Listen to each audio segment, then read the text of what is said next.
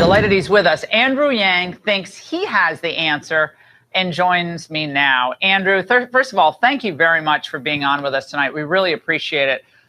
Seattle is one of the most beautiful cities in the country. It just is. I mean, San Francisco, Seattle, San Diego, spectacular places.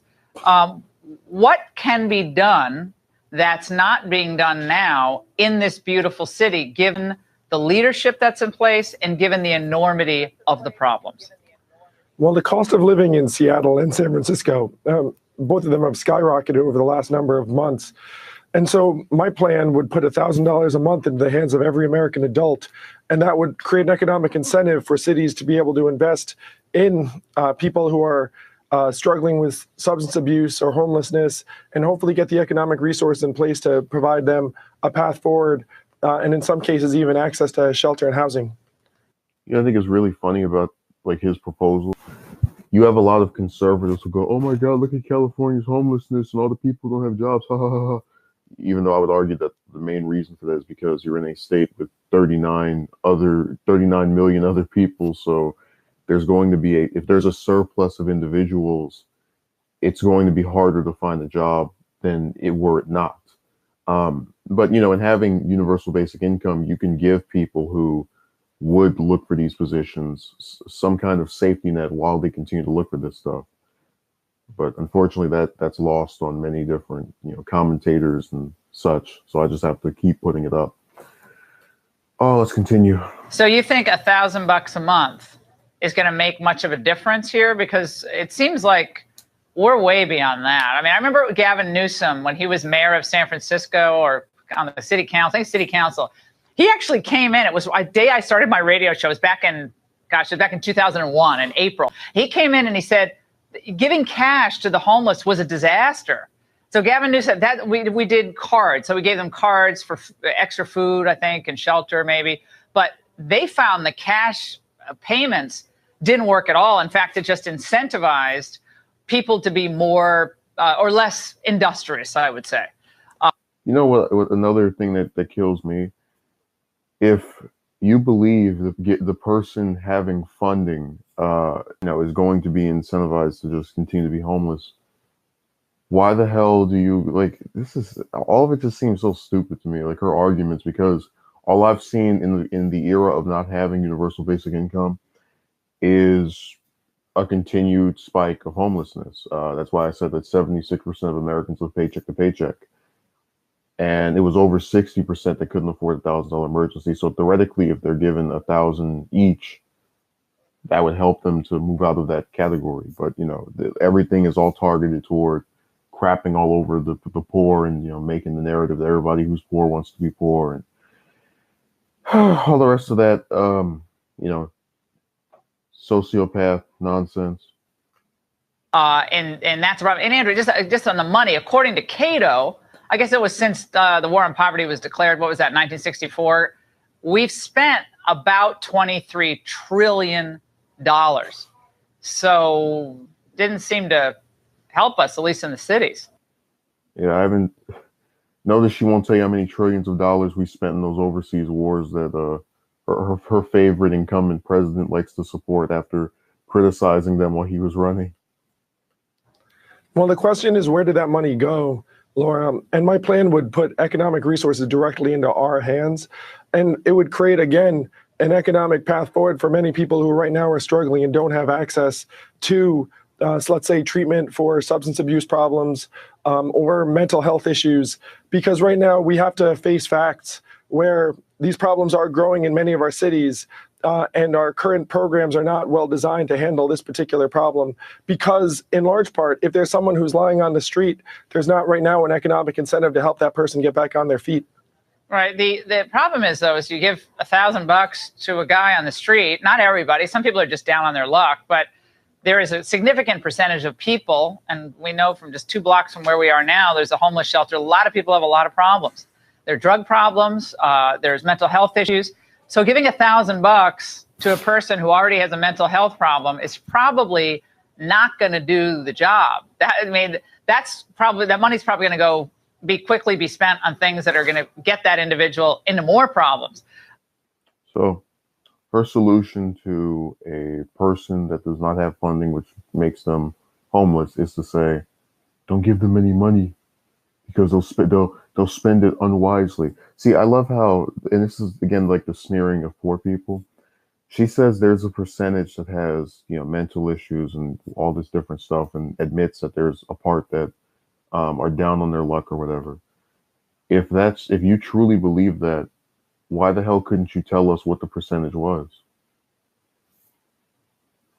Like, I'm getting real because she's trying to make it seem like most of these people who are in this crappy economic situation had a dream that one day they could live in boxes and trailers and all kind of other filth, you know, and to give them universal basic income would incentivize this lifestyle. So we need to make sure that we don't give them anything.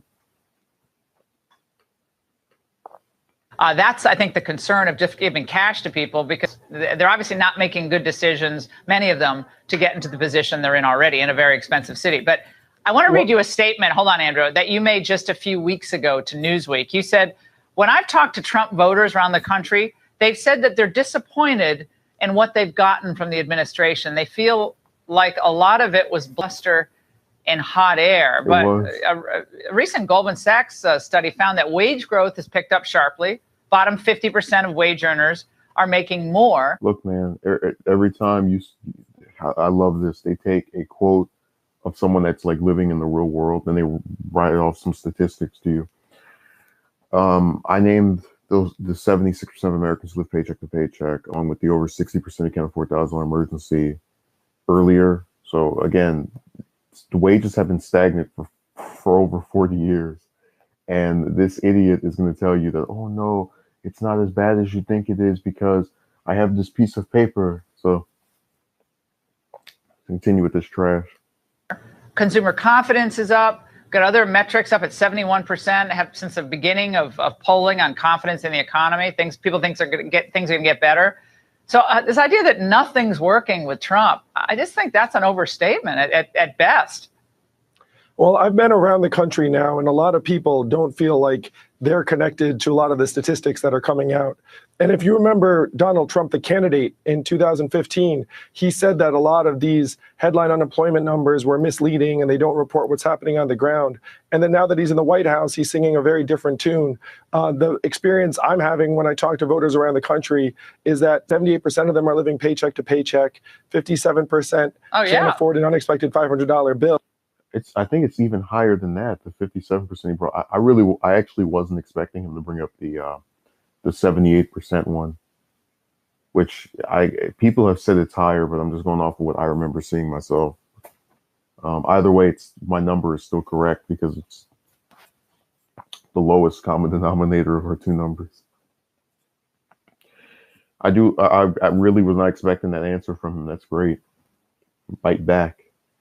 He doesn't buy all those little numbers she likes to rattle off. I think you're right about that. There's a lot of people who still are vulnerable. They're still feeling insecure. But this has been going on for 20 years. They've had flatlining income for 18 years preceding Trump. Finally, it's going up. But see, this is how they roll. They blame all the ones before, and just so they can give excuses to the ineptitude and complete lack of action by the current one. You ask her about Trump refusing to deregulate the banks. Oh, well, Obama did that too. We're not talking about him. It's back to leadership, though, Andrew, because I think you're someone, I don't maybe agree with you, but you're someone who seems like you want to solve things. You want to solve problems, and I respect that. Forbes says the top 5 cities in the United States with the largest homeless populations are the following. It's not surprising. So New York, LA, Seattle, San Diego, San Jose. Now, 4 of 5 of these cities are run by Democrats.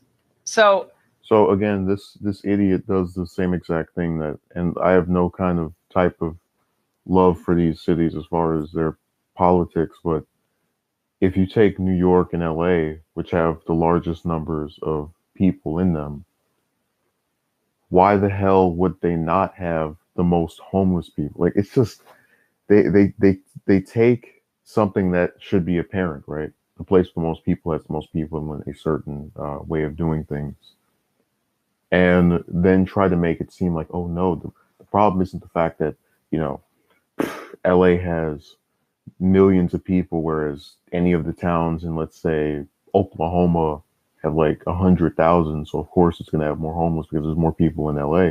Oh no, it's because was it Garcetti wasn't an effective mayor, which I don't doubt that he wasn't, but he, they're trying to prop up they're doing the bootlicking for one party where they make it seem like, oh, just get a Republican in there and everything will be good for these different liberal cities that are 5 or 6 times larger than the Republican cities that are supposedly doing well.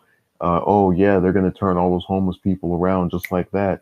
Even though, again, the reason those cities have so many is because they have a whole bunch more people there than any of the cities that are run by the idiots in the party I love so much.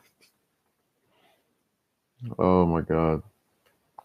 How is liberal governance working out for these cities? I mean, my hometown of Hartford, outside of Hartford, Connecticut, but Hartford, Connecticut, it's having real problems, had problems for a long time. Always liberal leadership in Hartford. Detroit, Chicago has big challenges. It's not like these are raging conservative districts of the country, Andrew. Now, that's one reason why we need to build a trickle-up economy that works for everyone by putting economic resources directly into people's hands. Because we're in the midst of this winner-take-all economy. You can certainly see it in our urban areas where there are rich and poor living next to each other in very different circumstances. And unfortunately, the dynamics of our economy are just going to become even more extremely polarized as technology starts transforming industries like retail, transportation, food service, and on and on. So we need to wake up to the fact that we're in the midst of the greatest economic transformation in our country's history and start moving in a direction of just putting economic resources directly into our hands, because we're the owners those are and shareholders handouts. of this That's country. the problem. I mean, did anyone give you a handout to start or work at Manhattan? So again, here we go with that rags to riches BS. You're going to see a lot of these different, and you've already seen this through this interview where she talks about how universal basic income won't work because a percentage of homeless people will spend it on crap that, doesn't help them. And, no one is disagreeing with that prospect, but she purposefully does not say the percentage that she thinks it is, because she wants to make it seem as if most of these homeless people are all idiots and mentally ill and drug addicts and have no idea how to use money, hence why they're there, while also giving lip service to the idea that there are people who are there over a crappy economy, getting laid off at a job, circumstances that they can't control. And you're seeing the exact same thing here. Oh, you're going to get a handout. It's like, dingbat, well, you got handouts all the time from your parents. Like, you didn't go to these Ivy League schools, and suddenly like work overtime to get thousands and thousands of dollars. No, it was your mommy and daddy. So let's not pretend like, you're this wonderful, just like, I think I said this before, I really hate how when you talk to a lot of Trump supporters, they do this thing where they, like when I would talk to them on Twitter, for example, which I stopped doing because I realized it was a fool's run to even engage with them. But I remember, they would talk about how people need to pull themselves up and whatnot. And they make a lot of like attempts to kind of look at the character of the person they're talking to. So like, I'm not homeless, so, but they'll still try to talk to me like I am, as far as, like, oh, the victimhood thing that they're claiming you're supposedly showing when you just bring up a statistic. Like, look, you guys are bootlicking for a person who is only rich because their father was, and you're attempting to go after and demean the character of a bunch of people who have had nowhere near the benefits that your dear leader has. So don't come at me with that. It's all a bunch of fairy tales. All this pull yourself up thing. Again, you look at the people in these different offices and positions, and you see where they got help. So I don't want to hear it. Prep, you started that, right? Was that your baby? That was my baby, and we've all had hand in different Yeah, ways. you did really well. You're a really successful entrepreneur, and you work really hard, and everyone gets help. But did anyone hand you $1,000 to get you going? I mean, well, a lot of people, including entrepreneurs, have something in the way you're of a family capitalist, support. in other words. Yeah, you're a successful capitalist, and there's nothing wrong with that. I mean, you've become a huge success because of the market and because of your hard work and because of your work ethic. All of that together, your family, I imagine. Not everybody has a family who supports them, but that combined to really work for you. Well, and that's the great thing about putting these economic resources into our hands is it'll give more people an opportunity to start businesses. It would create 2 million new jobs in the economy. It would reward hard work, because right now many Americans might have a great idea, but they're stuck with their heads down and they're not able to build around them and build a new business. Okay, I maintain this is the best time in my lifetime to be an American. If you want to work and you want a job, the sky is the limit right now, I think. But Andrew, we really appreciate your joining us tonight. It's a really interesting conversation.